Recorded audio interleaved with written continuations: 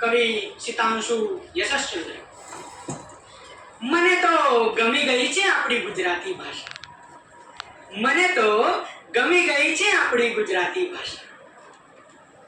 સુખ દુઃખની વાતો કરતા હોઈએ, સ્કૂલોમાં એડમિશનનો સવાલ, મંગલ મહુડીથી ગોધરેજ હતી એસટીના ટેપ, વિટામિન અને પ્રજીવકો, આપણા જીવનાનંદ દાસની બોનોલતાર કાબેલ સૌંદર્ય, મંત્રીશ્રી અને અરજી, કાળુબાની ગગીએ મુલાકાત કર્યા એને વાંચ્યું ને આઈ લવ યુ સુરેખા સાથે જ સુધી.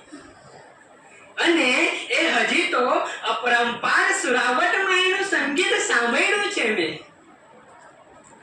એકવાર પૂર્વાલાપ લઈને બેસેલો કાંત પ્રિય કવિ, થયું કે આખી બપોર આજે તો વાંચ્યા કરીશું, ખંડ કાવ્યો, કવ્વાલીઓ, અંજની ગીતો, લિરિકો, વોટ નોટ. આકાશે એની એ તારા વાંચ્યું ને પછી જોજો હ કવિવર કાંત કેવી ફિલ્મ ઉતારે છે આપણી. પૂરું.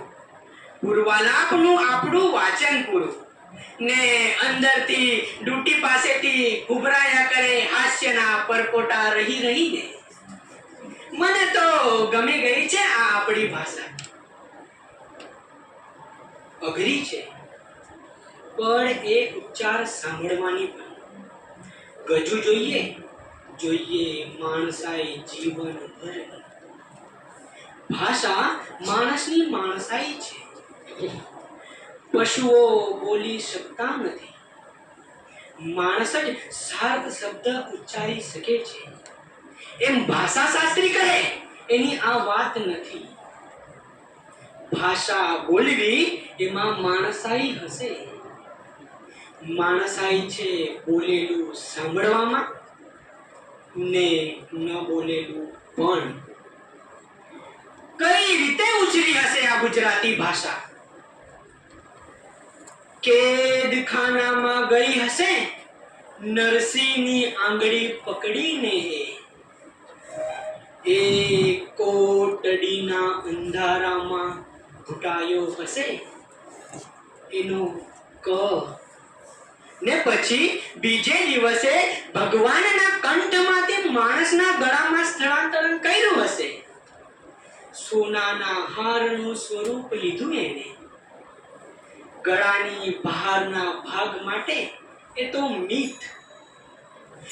ઝીણી આંખે જોઉં છું, સર્વે કાને સાંભળું છું, પણ માણસનો કંઠ ખાલી છે, માણસનો અવાજ ચૂપ છે. અરે કોણ બોલે છે આજે આ ગુજરાતી ભાષા? પ્રિન્ટિંગ મશીનો, યાંત્રિકપણે ધ્રુજતા રેડિયોના વાલ્વ, ટેલિવિઝનના ટપકાથી બનેલા ચહેરા જે સાવ મારી સામે છે ને ખુલ્લી આંખે સહેજ પણ દેખાતા નથી મને. અરે કોણ બોલે છે આજે આ ગુજરાતી ભાષા? હૃદય બંધ પડી ગયું છે, મશીન ચાલુ થઈ ગયું છે. હેમાળા પટેલની દીકરી, મારી બેન, મારી માં ભાકા ગુજરાતી તીર વાગે ને જેમ ગાય હિસે એમ હિસે છે તું. ઘા બહુ દુખે છે તારા, ઊંડું પેસી ગયું છે એ ઝેરી તીર. ખમ ધીરી બાપો ધીરી, આ આવ્યો આ આવ્યો આ આવ્યો તરગાળો કવિ માણસ. પ્રિન્ટિંગ મશીનો માણસને નાત બહાર મૂકશે તો છો મૂકે. બોલ માણસ, માણસ બોલ, ફરીને ગુજરાતી ભાષા બોલ, ફરીને ગુજરાતી ભાષા બોલ. બોલ માણસ, માણસની ભાષા બોલ, બોલ માણસ, માણસની ભાષા બોલ, બોલ માણસ, માણસની ભાષા બોલ.